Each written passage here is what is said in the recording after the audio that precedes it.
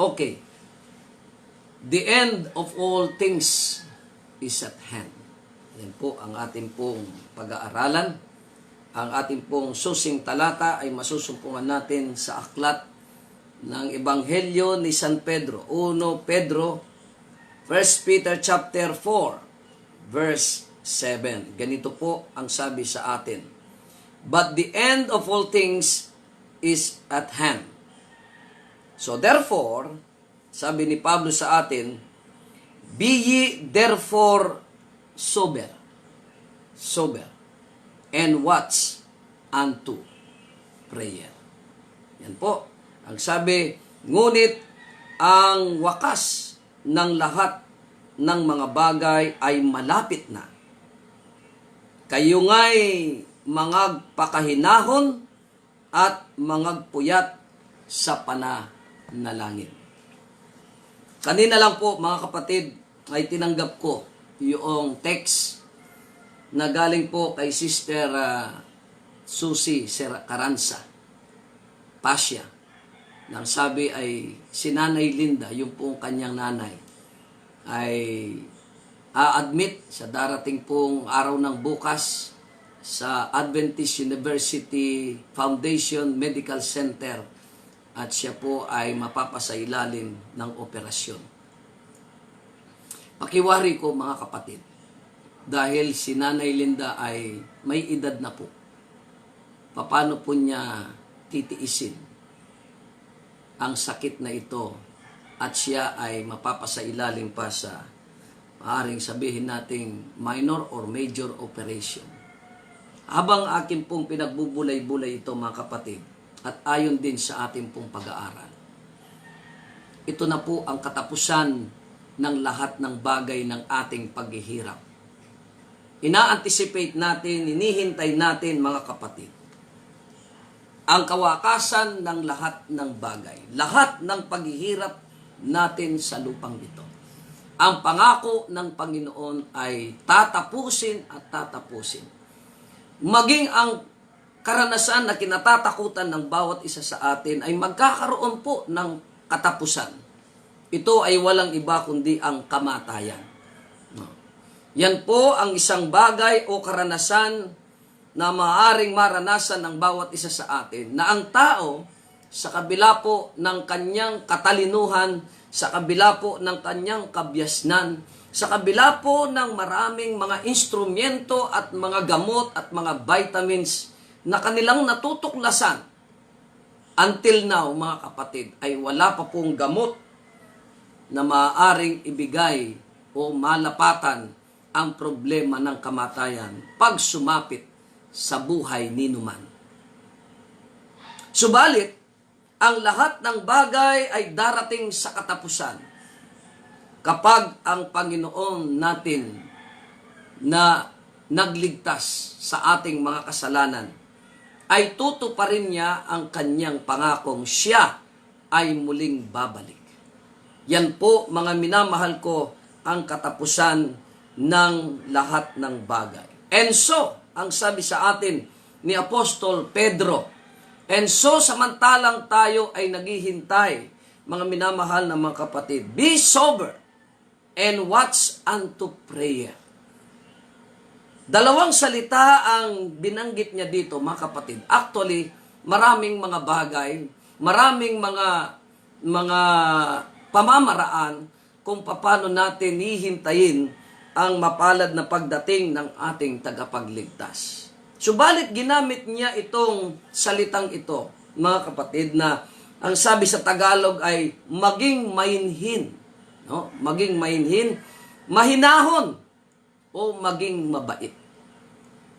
Ito pong alagad na ito na nagsasabi sa atin ngayon na maging mainhin at maging mahinahon at maging mabait. Dati kasi, ito pong lalaking ito ay isang alagad na ang kanyang katangian ay, isa sa kanyang katangian ay impulsive. Impulsive po ito, no? Karaka-raka, dagli-dagli. Mabilis siyang makapagsalita, mabilis siyang makapag-aksyon na hindi muna niya pinag-iisipan kung ano ang magiging resulta at magiging ibubunga ng kanyang aksyon na ito at ng kanyang pananalitang ito. No? Katulad po ng nagkaroon at sinama ng Panginoon ang kanyang tatlong alagad, si John, Peter, James, and John. Itong tatlong ito laging nababanggit, Peter, James, and John. And then paminsan si Andrew. Na magkaroon ng transfiguration ng ating Panginoon. Transfiguration, nagbagong anyo. Umakyat sila sa isang burol. At doon sa isang burol ay nagpakita, nagbagong anyo ang ating Panginoon. At kaagad na naibulalas ni Peter. Nang sabi niya, Panginoon, dito na lang tayo. Dito na lang tayo. At ako ay gagawa ng bahay. Isa sa'yo. Sabi niya, isa kay Elias, isa kay Moses, isa sa'yo. Yan kanyang naibulalas. Alam niyo mga kapatid, itong si Pedro ay hindi naman po kalpintero. Hindi naman kalpintero. Yan po ay mangingisda. At doon sa lugar na yon, mga kapatid, ay burol. At wala mang kagabi. Mga kapatid, yung na-excite siya. No? Kaagad-agad siyang nakakapagsalita. Pero ngayon, nang siya po ay baguhin ng lubusan ng ating Panginoon. At naisulat nga po, ito pong salitang ito. Dahil yung kanyang pagiging mapusok, yung kanyang pagiging pabigla-bigla, ay nagkaroon ng leksyon sa kanya. Kaya nga, ang sabi niya ay, samantalang ang mga panahon ay malapit na at malapit nang matapos ang lahat ng bagay, tayo ay maging mahinahon, mainhin at mabait. Yan. Pangalawa ay yung mapagpuyat sa pananalangin. Mapagpuyat sa pananalangin. Ang ibig sabihin, mga kapatid, we should live expectantly because Christ is coming very soon. Expectantly. Ano pong ibig sabihin nito? Atin pong inaasahan na yung mapalat na pagdating ng ating Panginoon. Ito dapat ang magiging mag-alab sa ating pong mga puso. Mag-alab sa ating pong mga buhay. Mag-apoy tayo. No? Sa paghihintay natin sa mapalad na pagdating ng ating Panginoon. Getting ready to meet Christ. Getting ready to meet Christ involve, mga kapatid, mayroon pong dalawa dito. Number one, continually growing in love for God. Magpatuloy po tayo, mga kapatid. Samantalang ating nakikita ang malapit na katapusan ng lahat ng bagay na ito.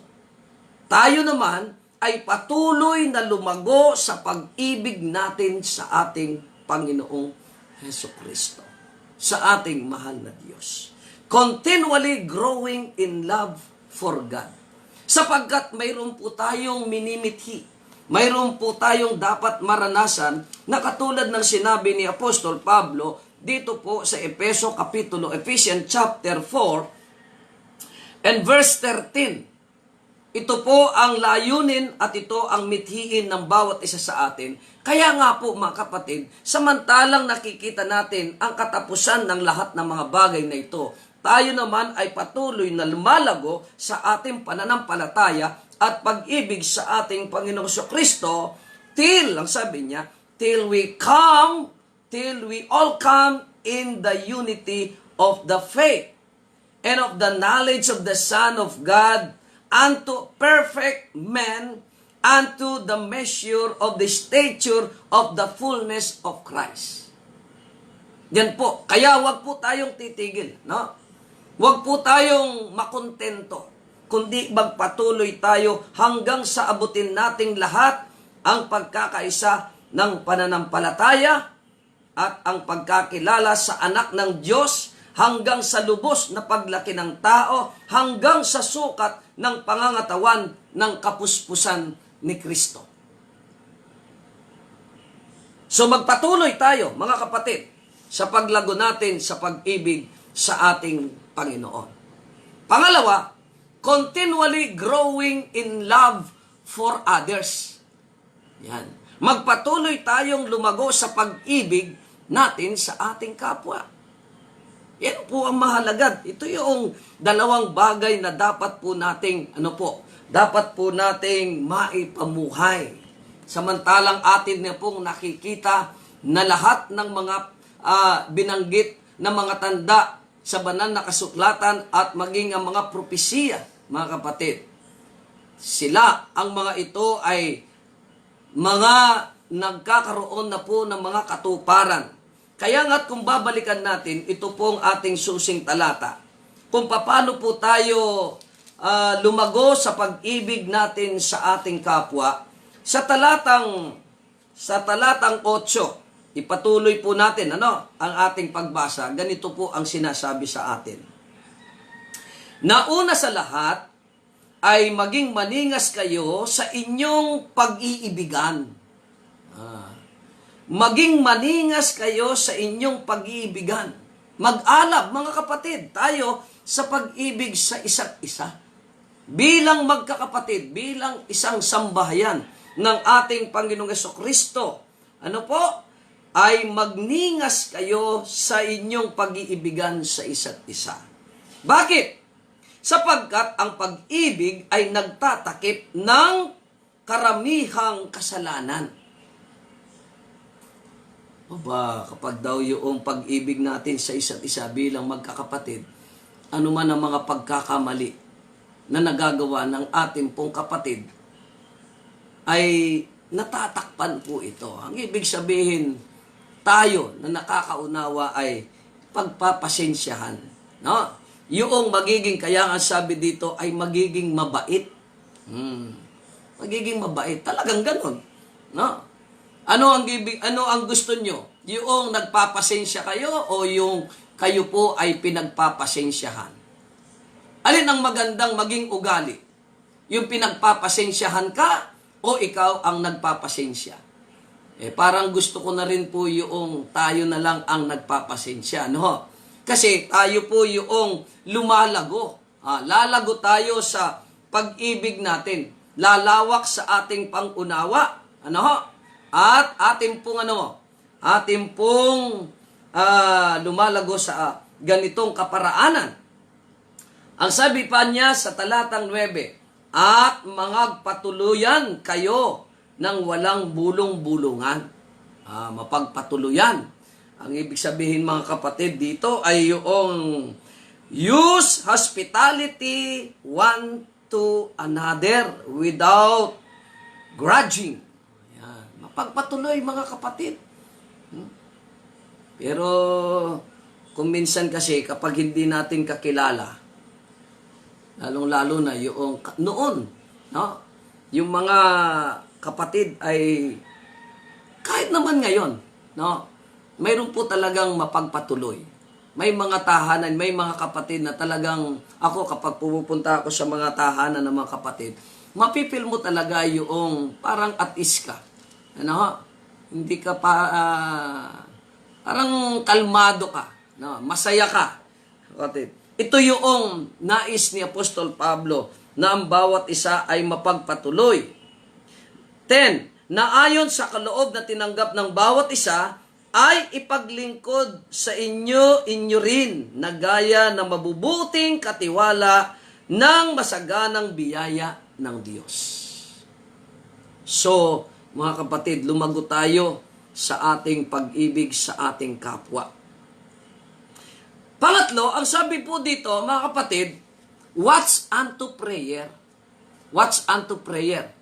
So, ito ang isang mahalagang bagay, mahalagang ugali po natin, Earnestly pray regularly.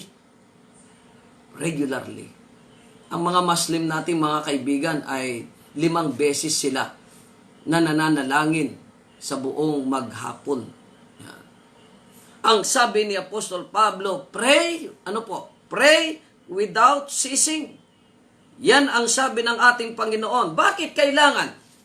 Bakit kailangan po tayong manalangin ng maningas sa ating Panginoon? Lalong-lalo na sa panahon natin ngayon, kapag nakikita natin ang mga panahon ay malapit na. Ang sabi niya sa Lucas Kapitulo 22, talatang 40, Ganito po ang sabi sa atin. At nang siya'y dumating sa dakong yaon, ay sinabi niya sa kanila, magsipanalangin kayo nang huwag kayong magsipasok sa tukso. Kasi, habang ang panahon ay papalapit, ang kaaway ay wala pong gagawin yan, kundi ano po, ay gagawin niya ang lahat ng magagawa niya upang tuksuhin, upang subukin ang bawat isa sa atin. Kaya mga kapatid, maging listo tayo, no? Maging mapagmatsyag tayo, mapagpuyat tayo. Ang sabi din ni Apostol Pedro ay maging mapagpuyat tayo dahil ang ating kalaban na dyablo ay parang isang parang isang leon na umuungal na naghahanap po siya ng kanyang masisila.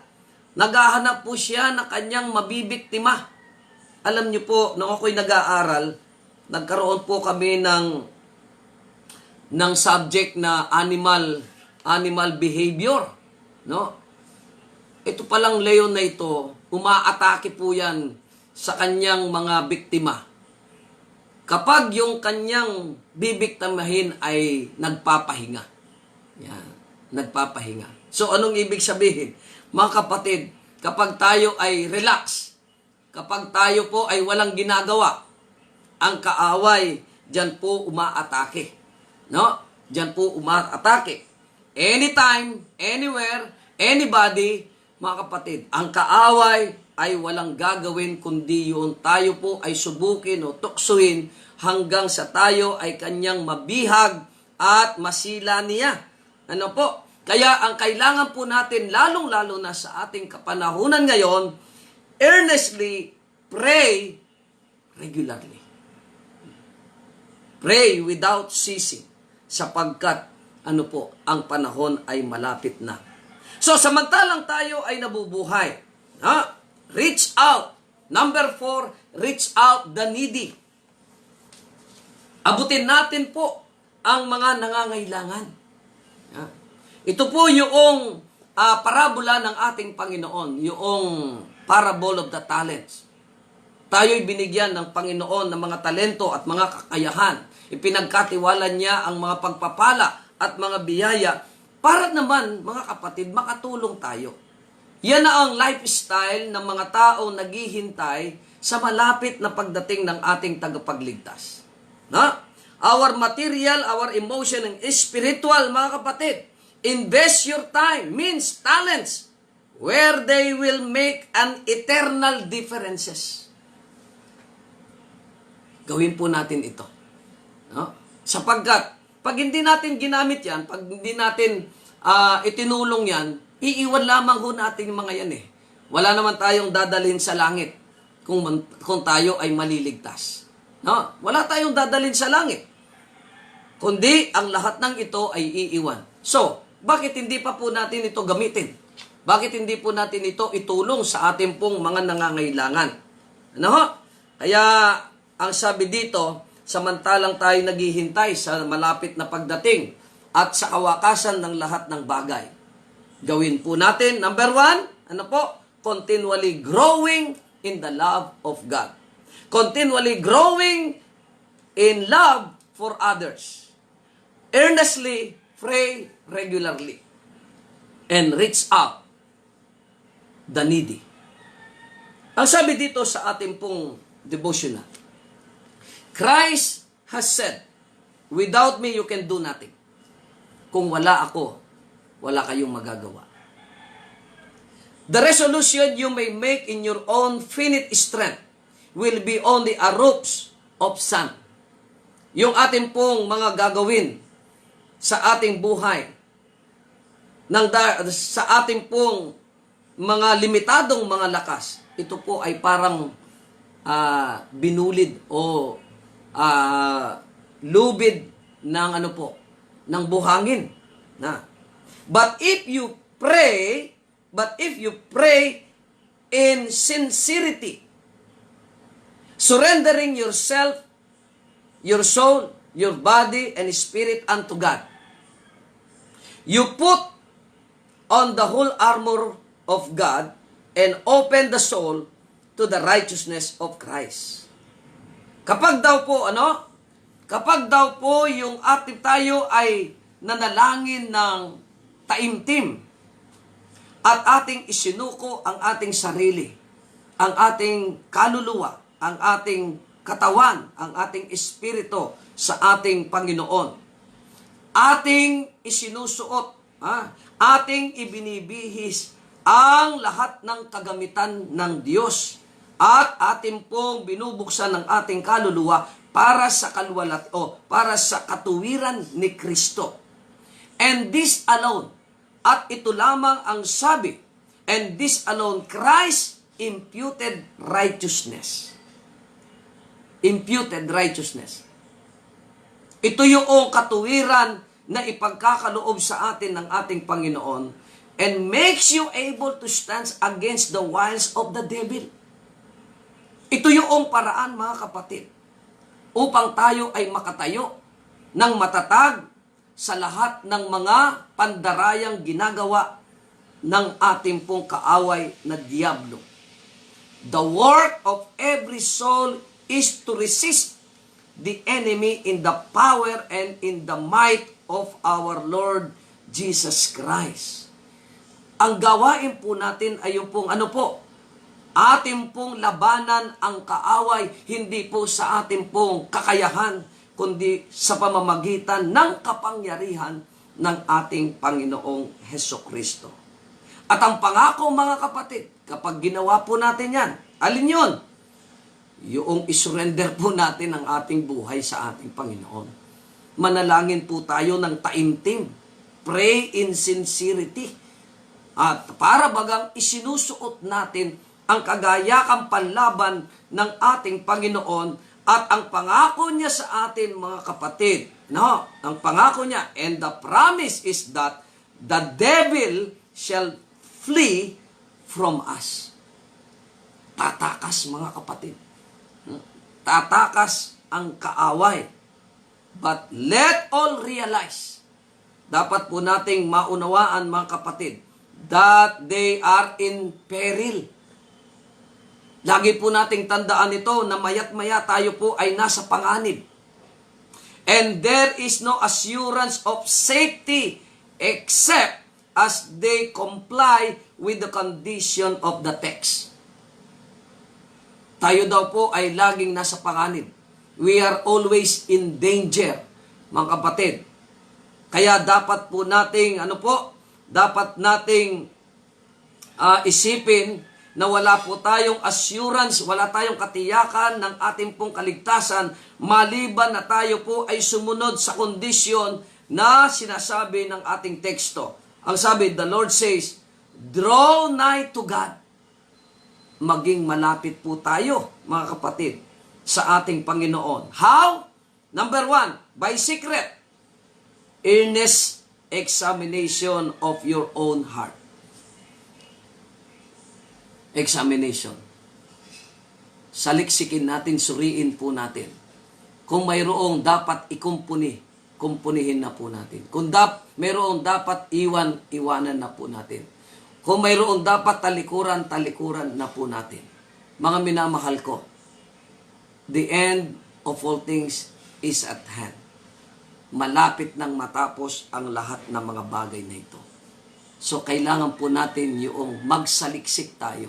Ihanda natin ang ating pong mga sarili. Pangalawa, by childlike. Matulad tayo sa isang bata. Heartfelt, humble dependence upon God. Making known your weakness to Jesus. And by confessing your sins, thus you may draw nigh to God, and He will draw nigh to you. Mga minamahal kong mga kapatid, yes, ang panahon ay tunay na napakalapit na po. Nais ng Diyos na ang bawat isa sa atin ay makasama sa lahat ng mga tinubos ng ating Panginoong Kristo sa kanyang mahalagang dugo. At mataman nating hintayin, nag-aalab na pananampalataya, kasabikan na makita ng mukhaan. Di po ba ninyo inaasam-asam yun, mga kapatid? Hindi ba ito yung inyong burning and longing desire na makita natin ng personalan ng ating Panginoong Jesucristo at makasama natin. Hindi lamang ang ating mga mahal sa buhay na nauna na sa atin, maging makita natin yung mga sinaunang mga naging lingkod ng ating Panginoon. Makakapiling natin sila magpasawalang hanggan.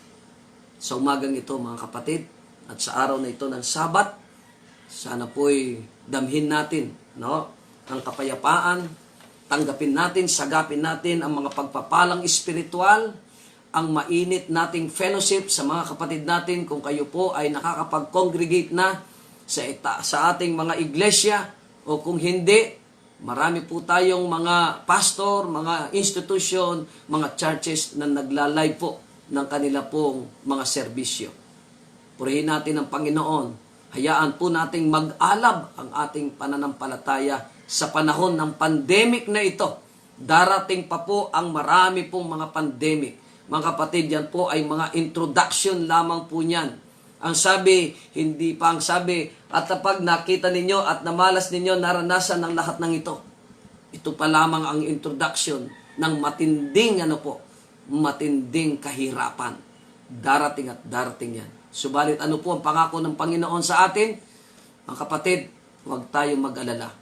Sapagkat kung hindi po ninyo na narinig o hindi nyo nasubaybayan yung ating pong pinag-aralan kagabi, ay po pwede naman po ninyong i-review. Ang Panginoon, nandyan po ang kanyang mga anggeles upang tayo ay kanilang bantayan. Nandyan ang banal na Espiritu na tatatakan tayo upang tayo ay manatili na masigla, matapat sa paghihintay natin sa ating tagapagligtas.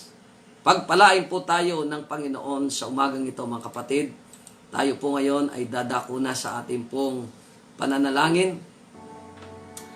Nais ko pong anyayahan kayo na ating pong ilaan ang mga sandaling ito upang ating italaga ang ating pong mga buhay sa ating Panginoon.